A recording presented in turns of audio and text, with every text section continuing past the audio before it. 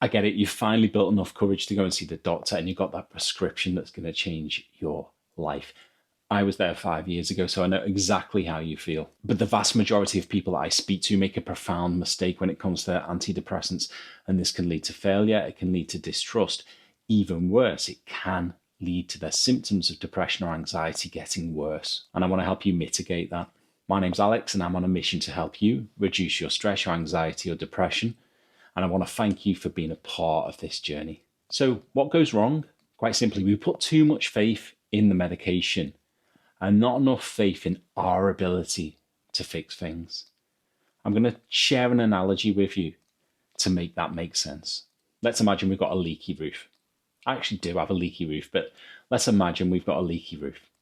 We're going to put a bucket down on the floor, and that bucket is going to collect the water. Actually, that bucket's going to do a good job because it's going to stop the carpets or the furniture getting ruined, and it's going to stop the spread of water throughout our house. Problem solved, right? Of course not. We haven't actually fixed the leaky roof. The bucket here is maybe giving us enough time to perceive some of the problems that we might have up there and probably get a builder in to do the repairs. As a matter of fact, we'd probably be able to live reasonably comfortably without fixing the leak as long as the bucket was there, at least on a superficial level. The bucket might overfill from time to time, might flood the floor occasionally, but we'd be able to get a bigger bucket from time to time when needed. But deep down, we know realistically, unless we fix the roof, the problem's going to sustain. Your antidepressants are the bucket. They're not fixing the roof. You see, when we take antidepressants, often what we're expecting or hoping for is really profound change. And the expectation, some of it is correct. We're probably likely to feel some real positive improvements. But the antidepressants, the medication, don't fix the root cause of our issues. And this leaves us vulnerable for a few reasons. Our really high expectations for medication inevitably can lead to disappointment. And disappointment leads us to withdraw from the meds. If we don't see that significant change that we've dreamt about happening, well, the meds aren't working. So we're going to stop taking them and possibly lose trust with that sort of intervention for the future. If we've not fixed the roof, we've simply got a bucket. That's looming over us. That might actually get worse at some point. So the negative situations that perhaps we're dealing with, those trigger situations, they still exist. The medication might just help us cope with them a little bit better, but they're still looming over us. It also leaves us beholden to the medication, and it's totally cool if you want to take the medication for the rest of your life. Lots of people do and are happy with that.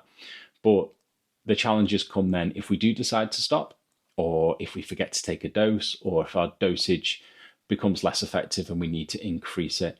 We can face some quite tricky challenges when that happens, just as our bucket can overflow from time to time. So I'm coming back to the leaky roof. That's the bit we want to fix. And when we apply this to our mental health, this could be the environment in which we live. It could be a trauma that we've experienced or still experience. It could be a certain negative relationship with a person, with a substance, or even a situation, and so on. If we don't tackle those things, we're waiting for a miracle to happen. The great news is that antidepressants provide people, many people at least, with the opportunity to see what the root cause is and to start working on fixing the problem. The problem that the majority of people face is they don't take the opportunity that medication allows to try and suss out what the challenge might be. So they ignore the fact that the roof is actually leaking and that bucket isn't going to fix the problems. And we can figure out how to help ourselves move forward in a more profound sense by taking part in some really brain healthy activities. These will allow us to tackle the root causes, and to be really clear, they're going to be very different from person to person. My experience isn't going to be your experience necessarily, although there's likely some overlap. So these sorts of activities might include accessing therapy or counselling. So for example, if you suffer from a phobia, it might be that CBT is a really good fit for you, and this allows you to move through that fear with a trained counsellor and be equipped with some strategies and tools to be able to step through that phobia in future. Someone who's dealing with grief or trauma might work well with an interpersonal therapist. Perhaps some changes in your diet will help build a healthier nervous system and consequently help your body produce the neurotransmitters required for a balanced, healthy mental state.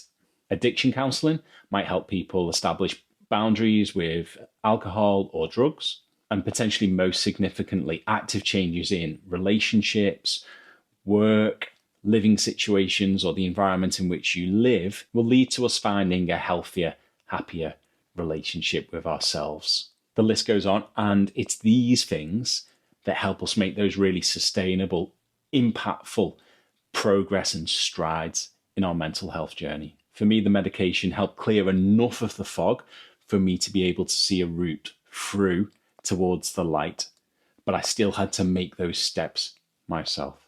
I'll see you in the next video.